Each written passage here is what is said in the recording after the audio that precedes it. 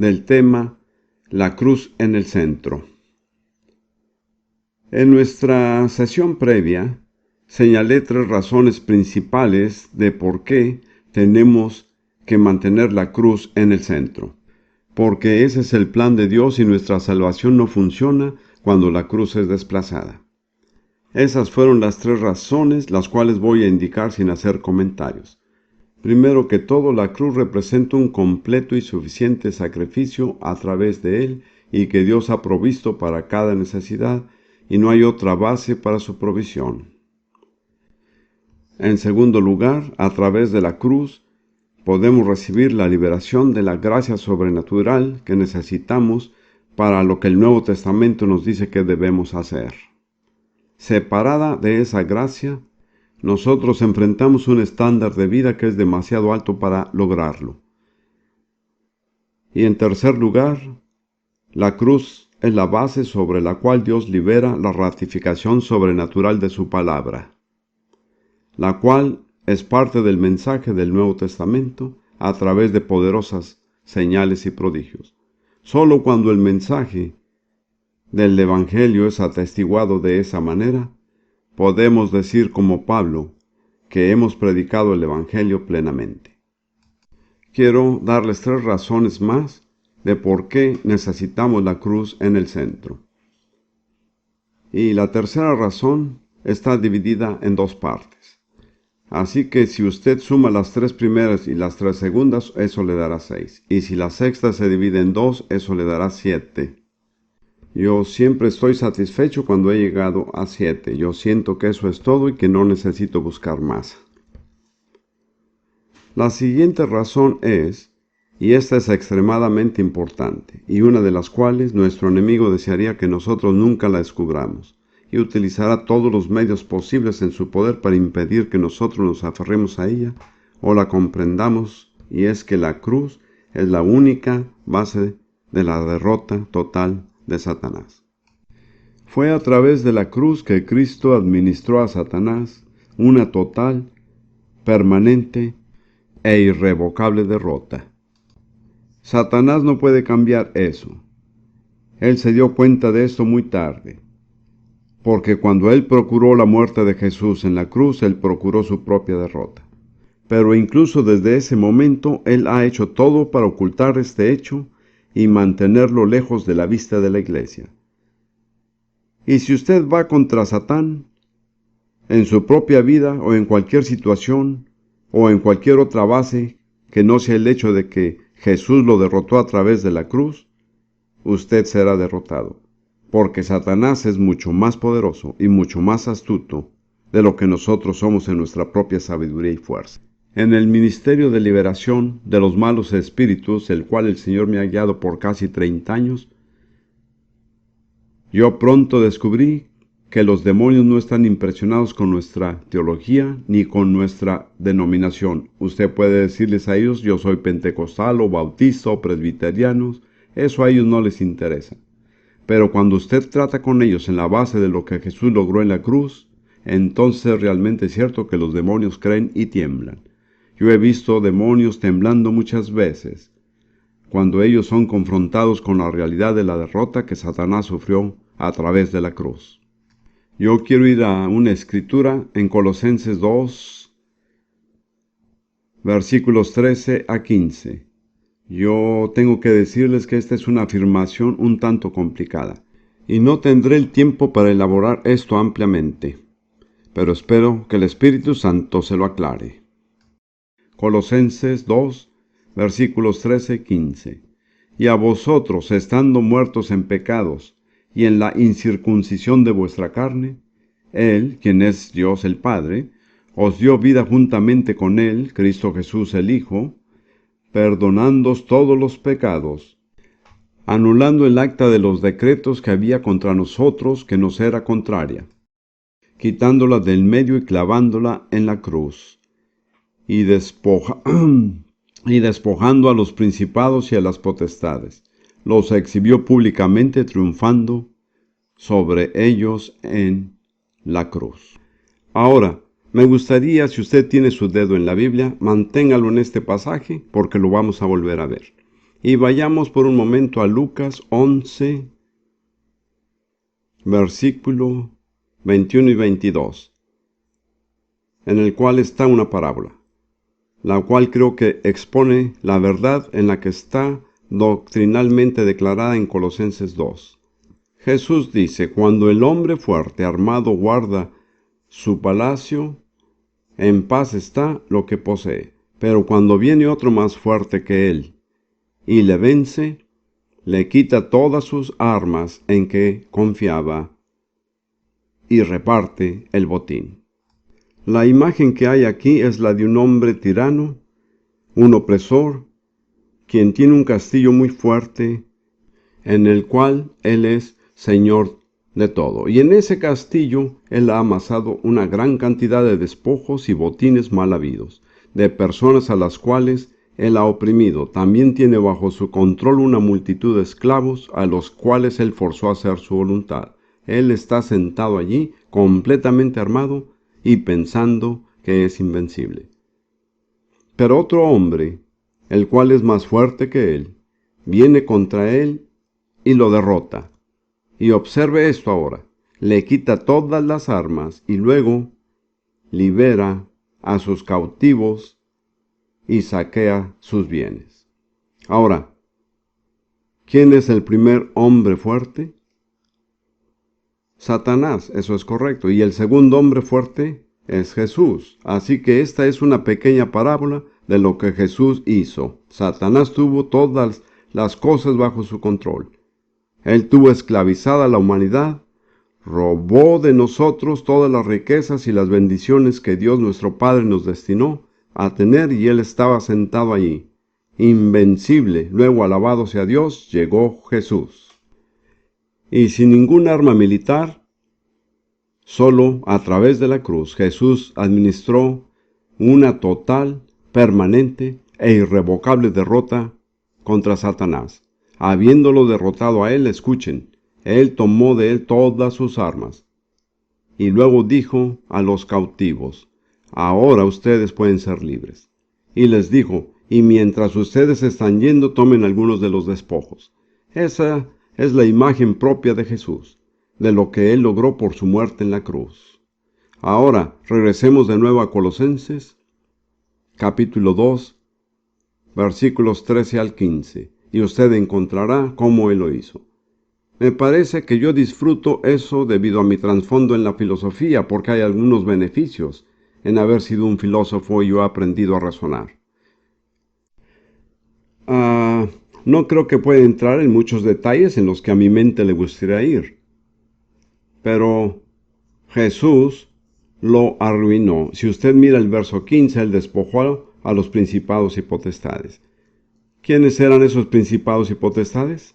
Satanás, es correcto. De los mismos principados y potestades habla en Efesios 6:12, donde dice: porque nuestra lucha no es contra sangre y carne, sino contra principados, contra potestades, contra los poderes de este mundo de tinieblas, contra las huestes espirituales de maldad en las regiones celestiales. Así que Jesús a ellos los derrotó y los despojó de sus armas. Y él hizo una demostración pública de ellos. Y lo que nosotros necesitamos entender es sobre qué base él hizo eso. Porque hasta que nosotros no entendamos la base, nosotros podremos creer en teoría, pero no podremos aplicarla en la práctica. ¿Cuál es la gran arma de Satanás contra la humanidad? Usted podrá darme algunas respuestas, pero yo solo voy a aceptar una.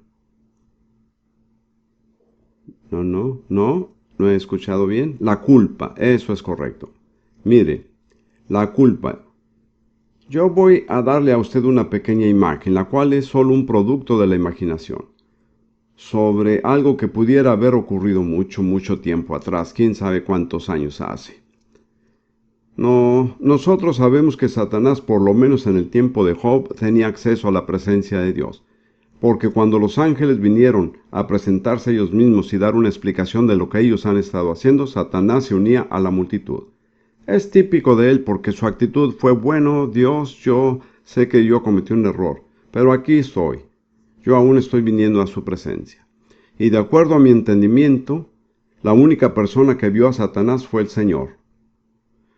porque Pablo dice que él fue transformado en un ángel de luz.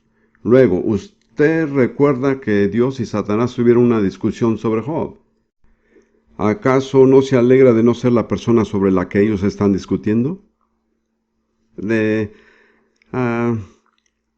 todos modos, me imagino a Satanás. Él es imprudente, él es desafiante, él es jactancioso, él tiene una gran boca.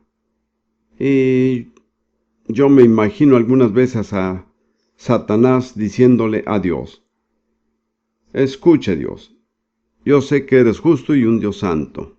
Yo sé eso bastante bien. Y sé que soy un rebelde.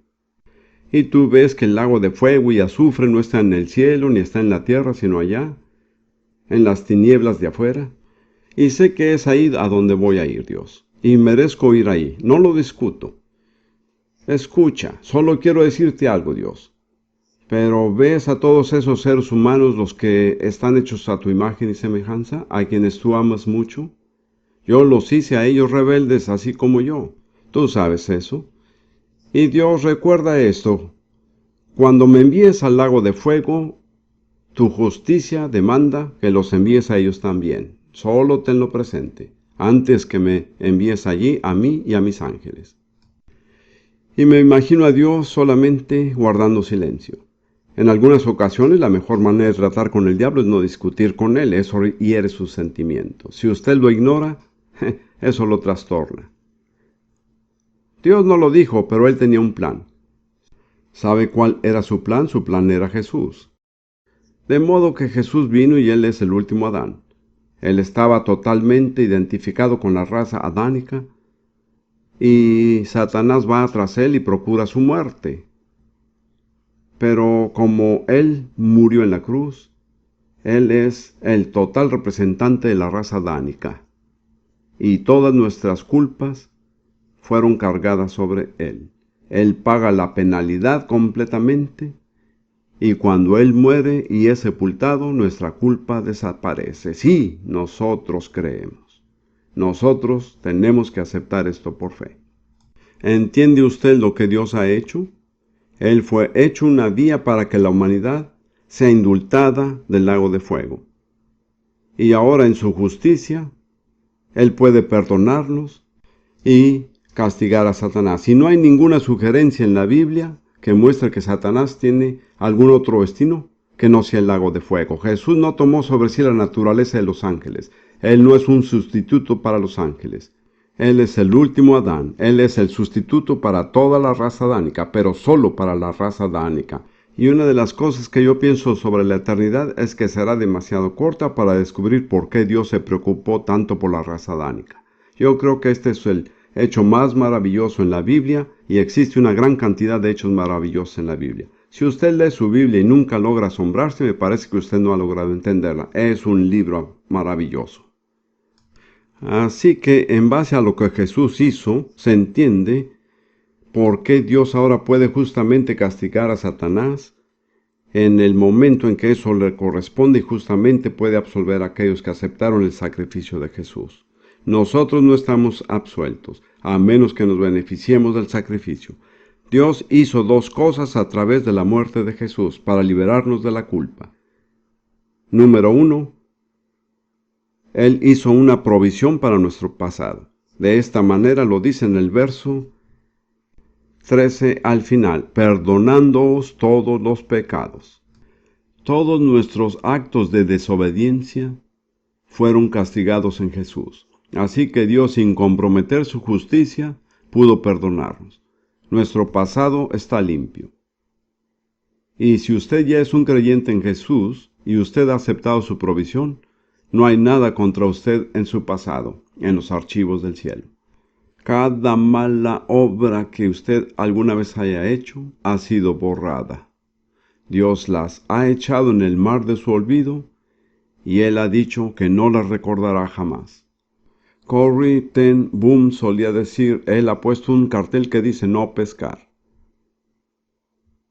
Eso es lo que Dios ha hecho con nuestro pasado.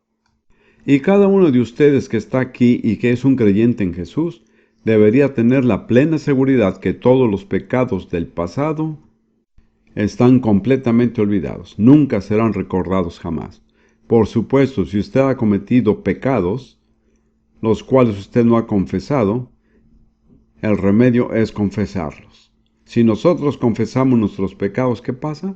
Dios es fiel y justo para perdonarnos de nuestros pecados y limpiarnos de toda maldad. Pero Dios aún tiene que hacer provisión para el futuro, de otra manera volvemos y comenzamos a pecar de nuevo. Y esta provisión para el futuro es mucho más complicada de entender. Él ha eliminado la ley de Moisés como el requisito para alcanzar justicia con Dios.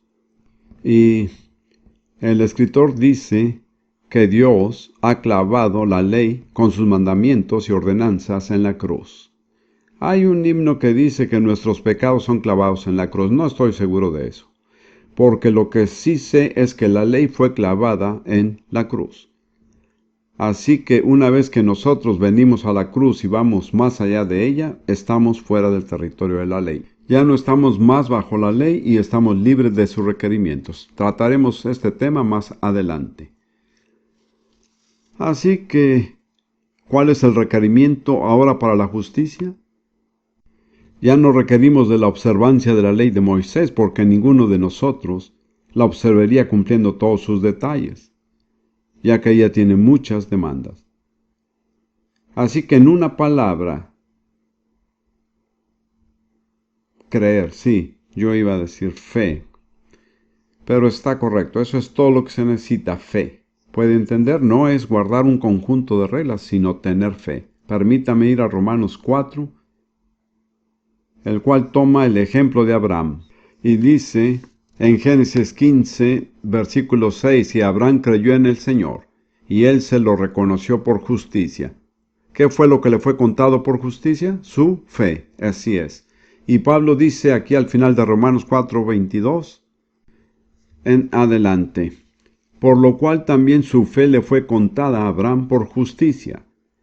Y no solo por él fue escrito que le fue contada o atribuido a él, sino también por nosotros a quienes será contada, como los que creen en aquel que levantó de los muertos a Jesús nuestro Señor, el cual fue entregado por causa de nuestras transgresiones y resucitado para nuestra justificación. Así que también estamos en la misma categoría con Abraham si creemos en el registro de lo que Jesús hizo en la cruz. Él fue entregado a la muerte a causa de nuestros delitos. Él pagó la penalidad y él fue resucitado de la muerte para nuestra justificación y para que la justicia pudiera ser aplicada a nosotros. Luego la justicia es aplicada a nosotros en la base de nuestra fe, como lo fue para Abraham. Abraham no ganó la justicia por mantener las obras de la ley, incluso no estaba bajo la ley. Ella no va a ser aplicada a nosotros a causa de lo que hacemos, sino a causa de lo que creamos. La fe es la única base para la justicia que es aceptada por Dios. Lo que yo entiendo es que Dios no nos permite añadir nada que no sea ese requisito. No es la fe más otra cosa. No es la fe más la ley, ni la fe más la iglesia o la fe más el bautismo, ni tampoco la fe más las buenas obras. Es solo la fe. Y como ellos decían, sola fide, ¿sabe lo que significa? Solo por la fe. Esa es la gran verdad recuperada a través de la Reforma. Yo no creo que la Reforma recuperó todo, pero logró echar mano de ese hecho. Es solo por la fe que nosotros podemos ser contados como justos con Dios, porque Dios ha derogado la ley de Moisés como un requerimiento para alcanzar la justicia, y Él no lo ha sustituido por ninguna otra ley, alabado sea Dios.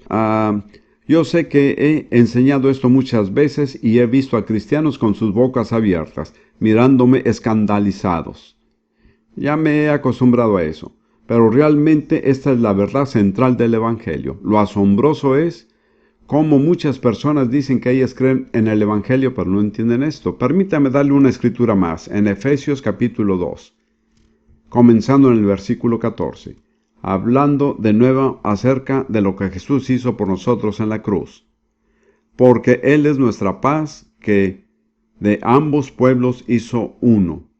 ¿Quiénes son ambos? Judíos y gentiles. derribando la pared intermedia de separación, aboliendo en su carne las enemistades, la ley de los mandamientos expresados en ordenanzas.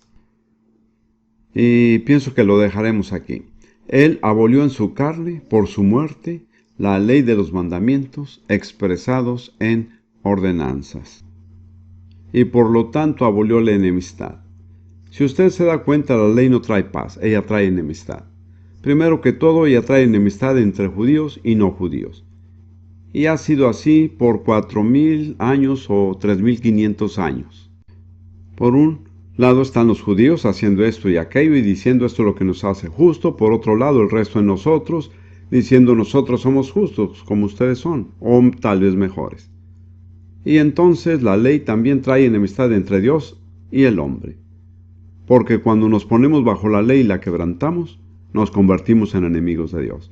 Así que con el fin de que nosotros podamos alcanzar la justicia, Dios ha dejado a un lado los requerimientos de la ley de Moisés. Y esto es lo que dice aquí: la ley de los mandamientos contiene ordenanzas. Y si desea mirar en otra traducción, la cual sea más específica, mire la Nueva Versión Internacional, lo dice claramente. La mayoría de nosotros nos sentimos como un náufrago que se está sosteniendo en una tabla, la cual es la ley. Si nosotros nos desprendemos de esa tabla, nos ahogamos. La verdad del asunto es que tenemos que ahogarnos y salir a flote, porque la tabla no lo hará. ¿Cuál es la clave para llegar a ser justos? En una palabra: fe. Escuchen, hay un ejemplo maravilloso en Lucas capítulo 22, en la última cena. Jesús le está advirtiendo a Pedro que él lo va a negar 3 veces esa noche. Y él dice esto a Pedro, en los versos 31 y 32. Simón, Simón, he aquí Satanás os ha pedido para zarandearos como trigo, pero yo he rogado por ti. ¿Qué fue lo que él oró? ¿Que no lo negara? No, que tu fe no falte. Pedro, tú estarás haciendo un montón de cosas malas, pero si tú sigues creyendo, yo estaré contigo. Esa es una buena noticia. Si nosotros podemos solo continuar creyendo, Dios nos dará la salida. Nosotros podemos tener problemas, podemos tener derrotas, pero nuestra fe nos es contada continuamente como justicia. Si nosotros regresamos a la historia de Abraham, es muy interesante notar que Abraham hizo un buen número de cosas malas. Él permitió que su esposa fuera tomada para un harén. Eso no es algo muy bueno que se deba hacer. Dios no lo aprobó, pero al mismo tiempo, incluso mientras lo estaba haciendo, su fe le estaba siendo contada como justicia. ¿Se da cuenta? Si solamente pudiera captar esto, usted daría un suspiro de alivio. Yo no quiero decir que Dios nos anima a hacer malas cosas, pero si nosotros estamos sinceramente tratando de hacer lo que Él quiere, incluso si nosotros hacemos cosas malas, nuestra fe aún nos es contada por justicia. Relájese. Usted no tiene que aguantar. Solo continúe creyendo. Eso es todo. Y por esa provisión, Dios ha hecho posible que nosotros estemos libres de culpa. Gracias a la cruz, Satanás no tiene nada más que él pueda acusarnos. Miremos Romanos 5:1. Realmente no necesitamos verlos. Sabemos que dice: justificados pues por la fe, tenemos paz para con Dios. E incluso después en Romanos 8:1, el cual dice: ahora pues ninguna condenación hay. ¿Cuánta condenación? No hay condenación.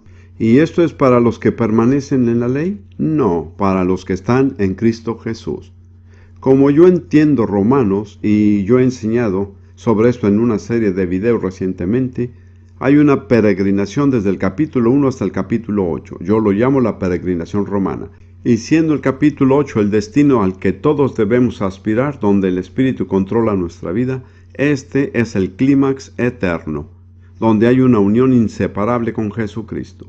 En el capítulo 8 está la victoria, pero solo hay una puerta de entrada, y es el versículo 1. Ahora pues ninguna condenación. Y si usted está bajo condenación, usted no puede vivir en Romanos 8. Y la mayoría de cristianos son objeto de condenación una y otra vez, y ellos pierden esto. Ellos no se quedan en el capítulo porque ellos no han aprendido las bases de ser libres de la condenación. Veamos por un momento Apocalipsis 12. Aquí logramos ver una imagen buena de nuestro enemigo. Algunas personas dicen que esto ya ha ocurrido. Personalmente creo que eso aún ocurrirá en el futuro, pero no voy a discutir sobre eso en este momento. Aquí se describe a Satanás y a sus ángeles siendo echados del cielo. Y luego en el versículo 10 dice: Entonces oí una gran voz en el cielo que decía: Ahora ha venido la salvación, el poder y el reino de nuestro Dios, y la autoridad de su Cristo, porque ha sido lanzado fuera el acusador de nuestros hermanos, el que los acusaba delante de nuestro Dios día y noche. Esto es en el futuro. Y nos dice dónde está Satanás y qué es lo que está haciendo ahora. ¿Qué es lo que está haciendo? Nos está acusando. ¿Se da cuenta de eso? Por eso tiene usted esos oscuros, profundos y cambiantes sentimientos. Hay una atmósfera de culpa que está siendo creada alrededor suyo y tiene que aprender a lidiar con eso. ¿Por qué nos acusa? ¿Cuál es su propósito? ¿Qué es lo que quiere demostrar? Que somos culpables, así es. Usted dirá, ¿por qué Dios no lo detiene?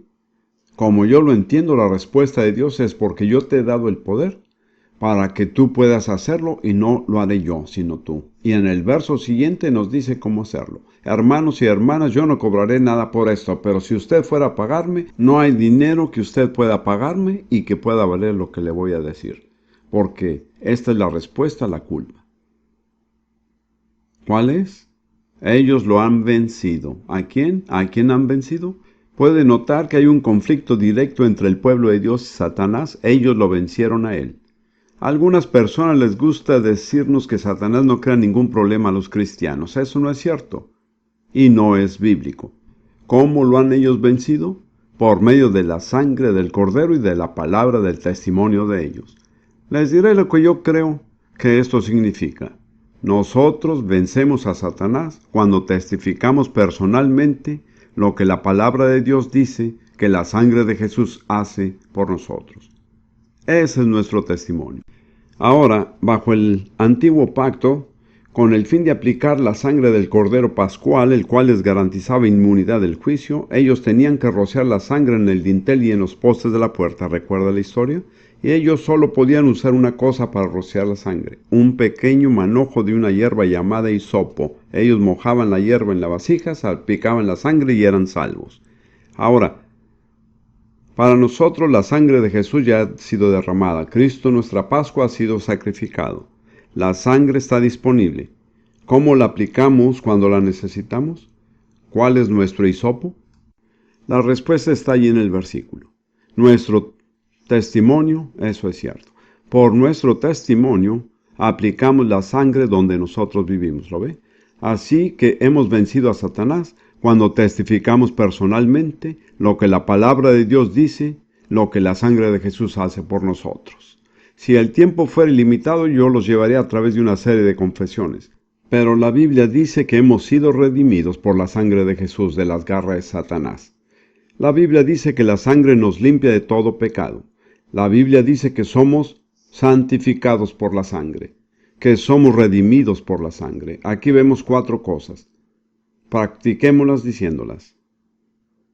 Yo les digo a ustedes que estoy pensando en decirle a mi esposa que venga aquí al frente. Realmente estoy tratando de hacerlo en este momento, porque el tiempo se acaba y no tengo mucho más.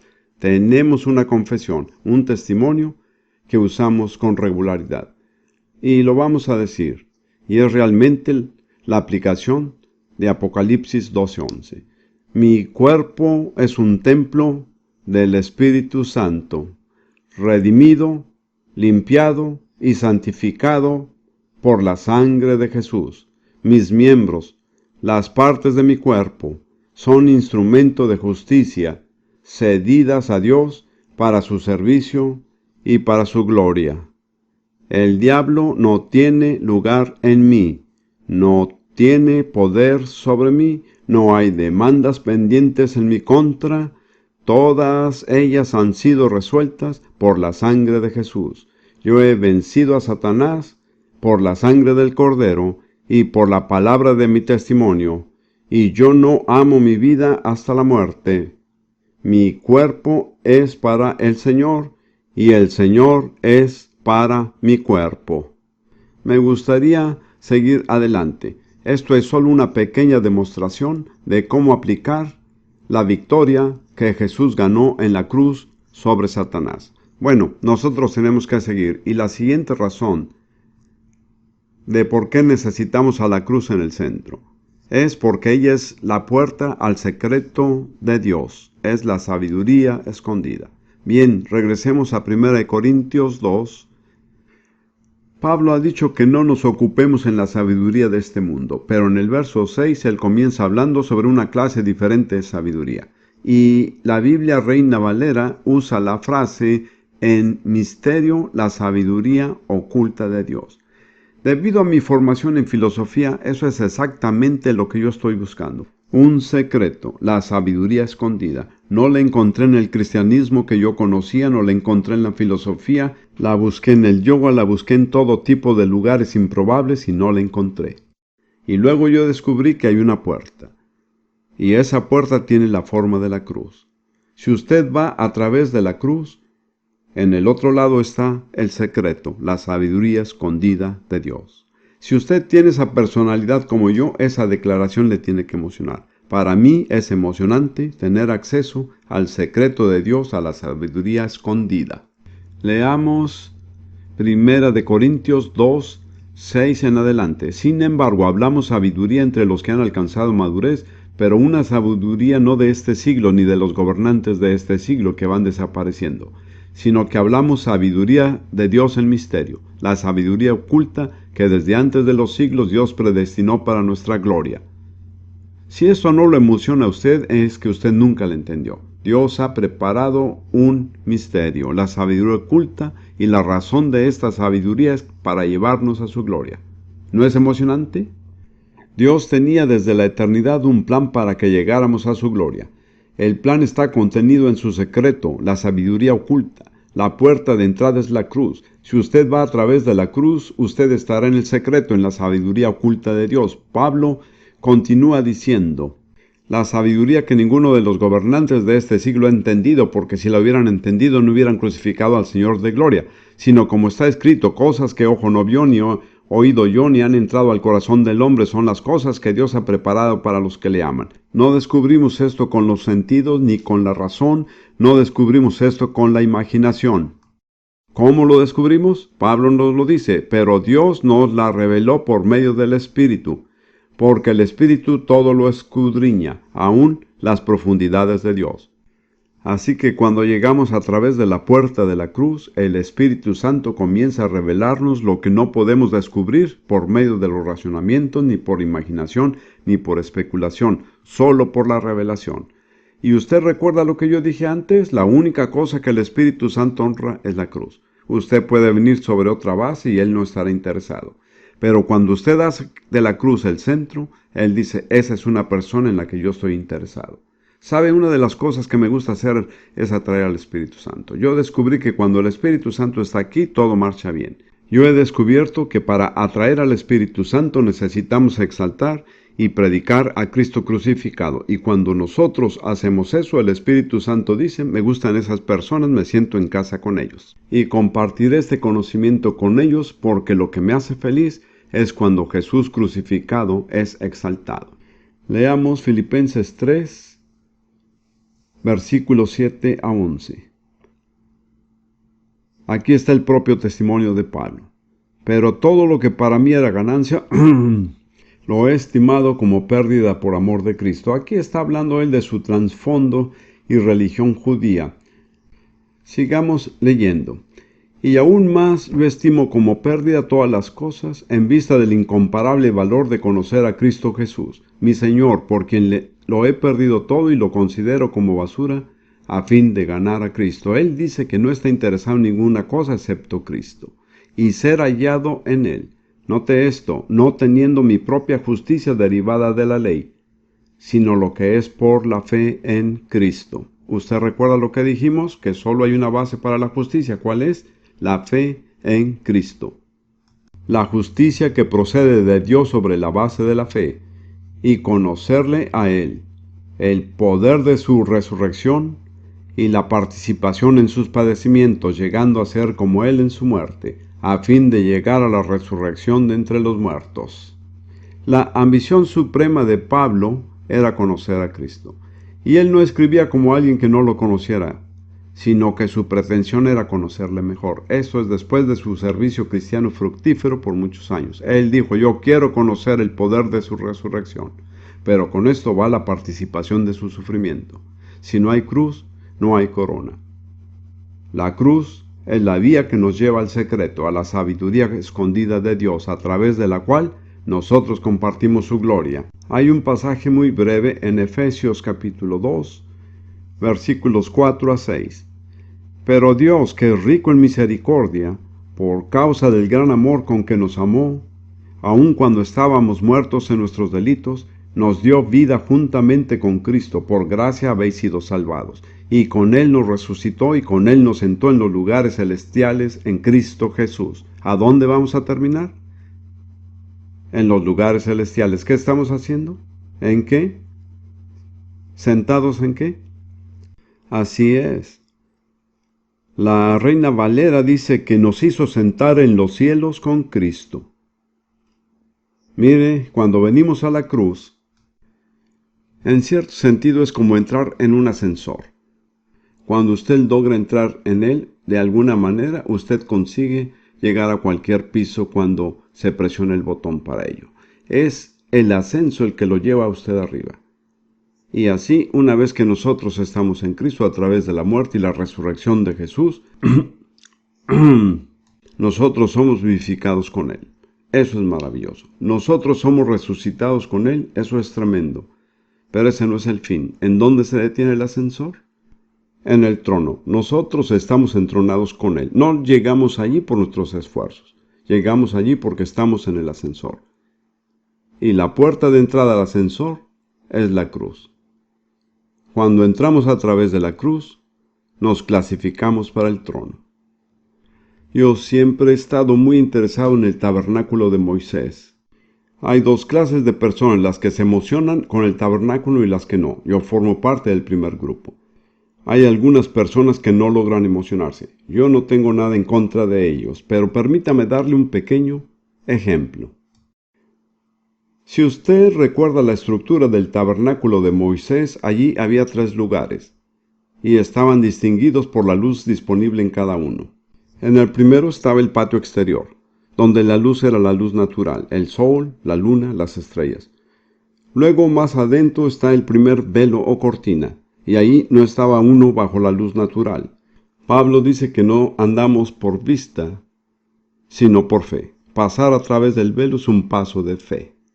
Y al llegar dentro del primer compartimiento, el cual es llamado lugar santo, la luz que hay allí es la luz de una vela o un candelabro de pie, la cual es suministrada por el aceite de oliva que estaba quemándose. Es la luz de la palabra inspirada de Dios, iluminada por las Santas Escrituras.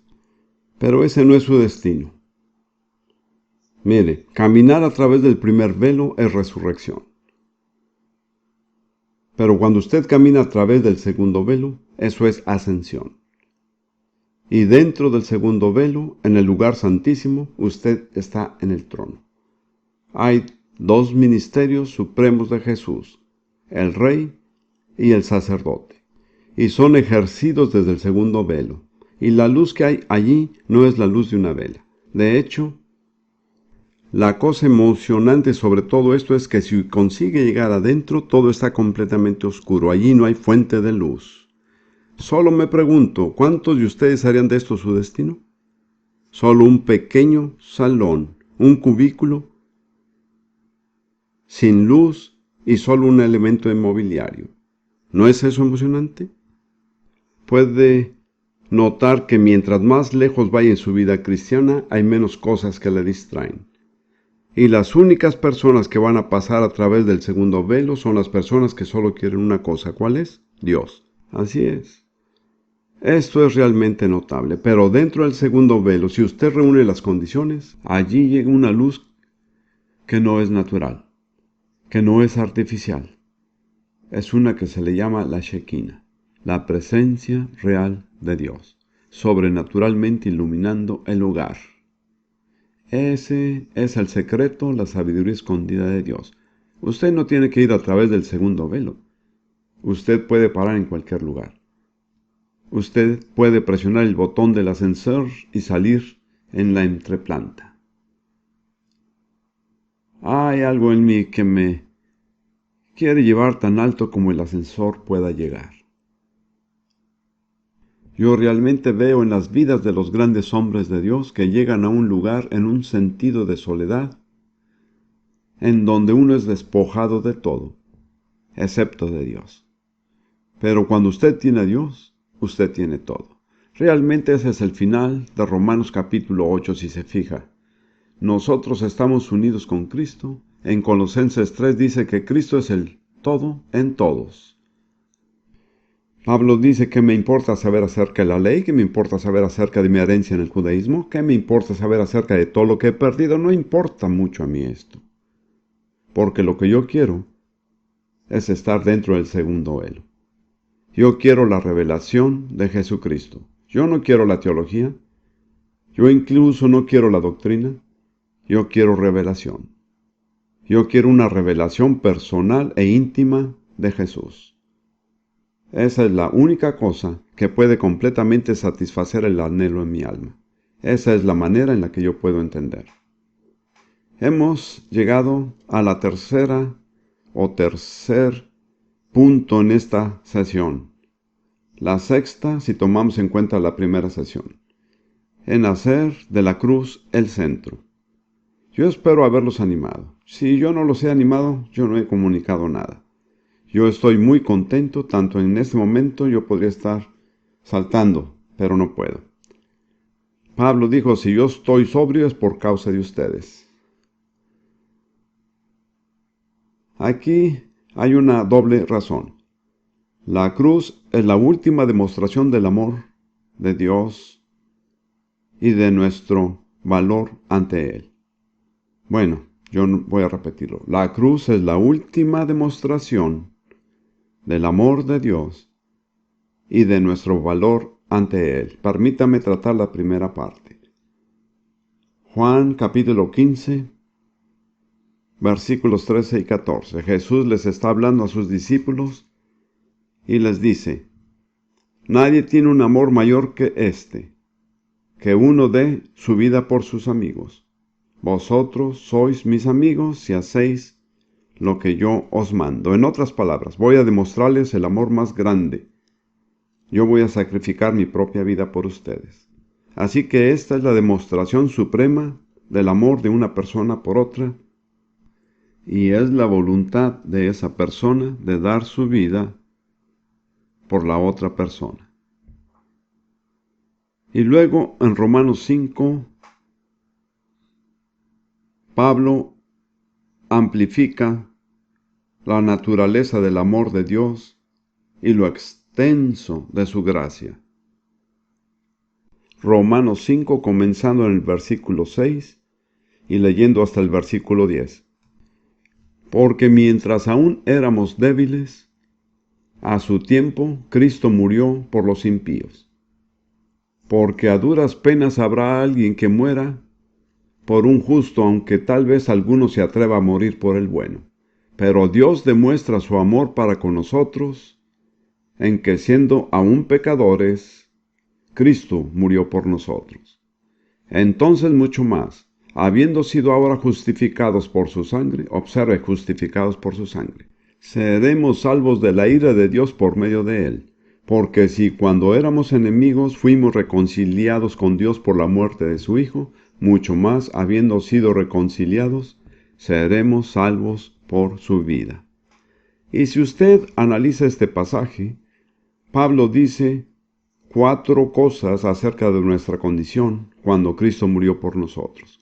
Primero, él dice en el versículo 6 que nosotros estábamos sin fuerzas. Nosotros no podemos hacer absolutamente nada para ayudarnos a sí mismos. Dependemos completamente de la misericordia de Dios.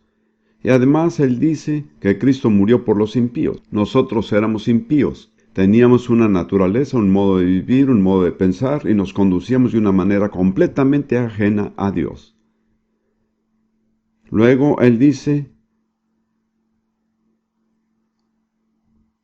en el versículo 8 que mientras nosotros éramos aún pecadores, Cristo murió por nosotros. Aquí nosotros éramos desobedientes, rebeldes, y de ninguna manera tratábamos de agradar a Dios. Y finalmente, en el versículo 10, él dice que cuando nosotros éramos enemigos, él nos reconcilió con Dios. Así que Pablo usa 4 diferentes frases para describir nuestra condición cuando Cristo murió por nosotros. Él dice que nosotros estábamos en debilidad, totalmente sin fuerzas, totalmente necios e incapaces de hacer algo. Él dijo que nosotros éramos impíos. Yo me pregunto si usted puede darse cuenta de lo que eso significa. No había nada en nosotros que pudiera traer a Dios.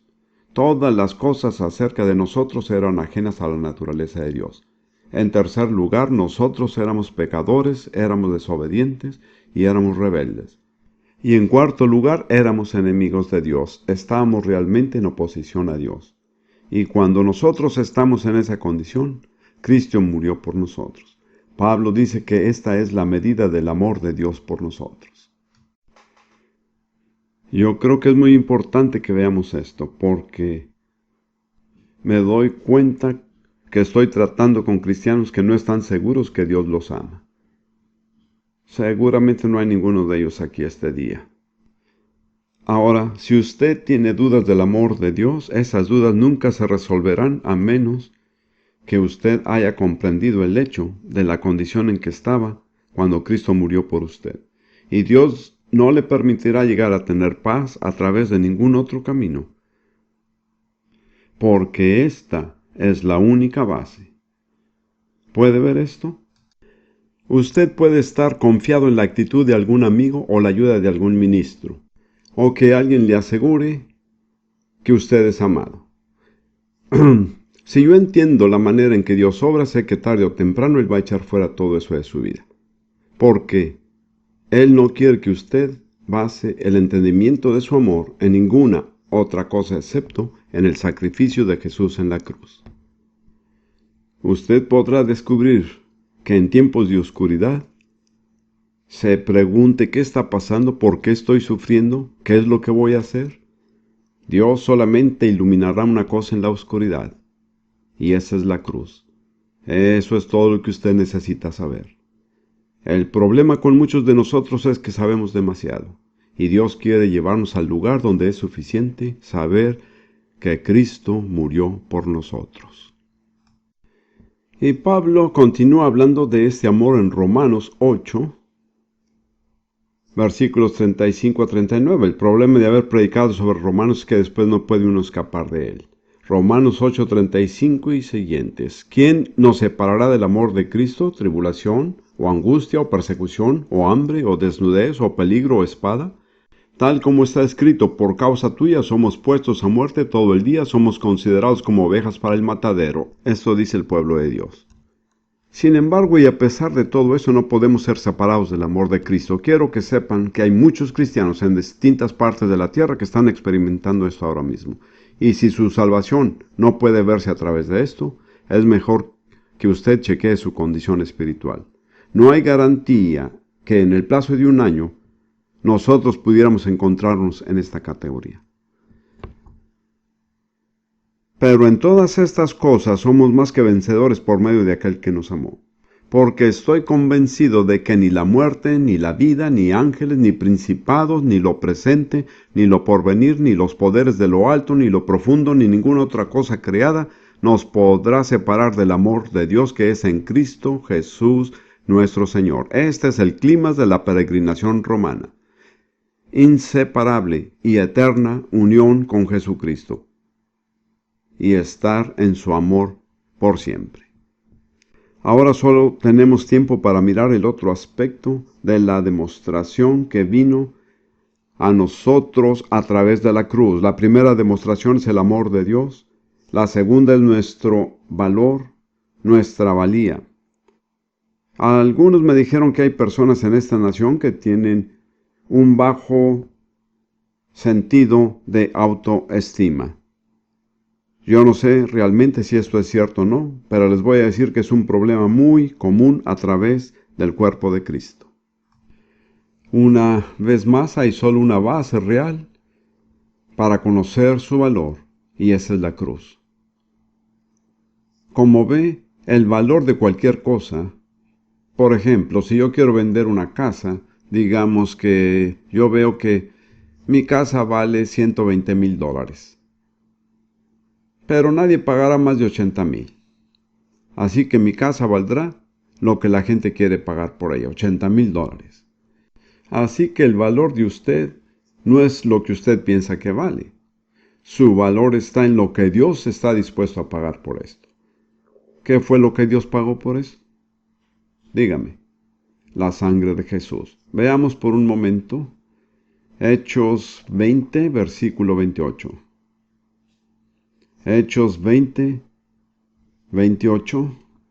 Me gusta esto por una palabra de Dios. Pablo está hablando a los ancianos de la iglesia y les dice: tener cuidado de vosotros y de toda la grey, en medio de la cual el Espíritu Santo os ha hecho obispos para pastorear la iglesia de Dios, la cual él compró con su propia sangre. Pueden notar que fue la sangre de Dios la que compró la iglesia, la sangre de Dios a través de Jesús. Y luego Pedro dice en 1 de Pedro 1, versículos 18 y 19, sabiendo. El problema es que muchos de nosotros no lo sabemos. Sabiendo que no fuisteis redimidos de vuestra vana manera de vivir heredada de vuestros padres con cosas perecederas,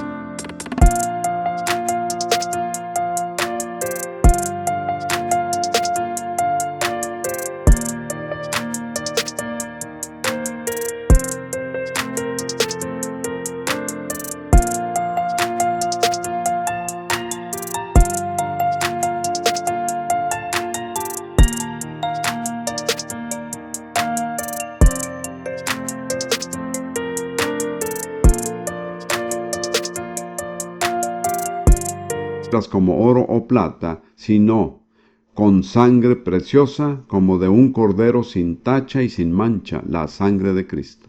Sin tacha significa sin pecado original. Sin mancha significa sin pecado personal. El Cordero de Dios perfectamente sin pecado, Jesús. Ahora, la Escritura dice en Levítico 7:11, porque la vida o el alma de la carne está en la sangre. Y luego Dios dice: yo os he dado sobre el altar para hacer expiación por vuestras almas. Luego vemos en Isaías 53:12, porque derramó su vida o su alma hasta la muerte. Cuando Jesús derramó su sangre en la cruz, Él dio su vida, su alma, como el precio de redención para toda la humanidad. Y la Escritura dice en el libro de Salmos que Dios ha provisto redención en abundancia. El precio fue más de lo que era necesario. ¿Puede usted ver eso? Una vida perfecta y divina era más valiosa que todas las vidas de toda la humanidad y de todas las épocas. Y esa vida fue pagada en su totalidad para comprarnos de nuevo de las manos del enemigo. Nosotros somos redimidos, la Biblia dice, por la sangre de Jesús. Y el Salmo 107:2 habla sobre esta confesión y dice: díganlo los redimidos del Señor, a quienes ha redimido de la mano del adversario. ¿Ve que realmente usted no tiene su redención hasta que usted no lo diga? Al decirlo hace que sea real para usted. Por la sangre de Jesús yo soy redimido de las manos del diablo. ¿Le gustaría decir eso? Por la sangre de Jesús soy redimido de las manos del diablo. Déjeme darles una imagen final que me gusta. Está en Mateo 13, 45 y 46. Esta es una de las parábolas cortas. Yo sé que hay muchas maneras de interpretar esta parábola, y usted puede tener diferentes formas, pero tengo un poco de paciencia porque es muy real para mí. Si yo puedo comunicarla, le bendecirá. El reino de los cielos también es semejante a un mercader que busca perlas finas, y al encontrar una perla de gran valor, fue y vendió todo lo que tenía y la compró. Ahora, para mí, esa imagen representa, entre otras cosas, a Jesús, el hombre mercante. Y él conocía el valor, él no era un turista. Él conocía las perlas. Él vio una perla tan valiosa que él vendió todo lo que tenía para conseguirla. En mi sencilla manera de pensar, me imagino a este mercader yendo donde está su esposa y ella le dice: ¿por qué estás caminando de la casa a la oficina? Él dice: yo vendí el carro.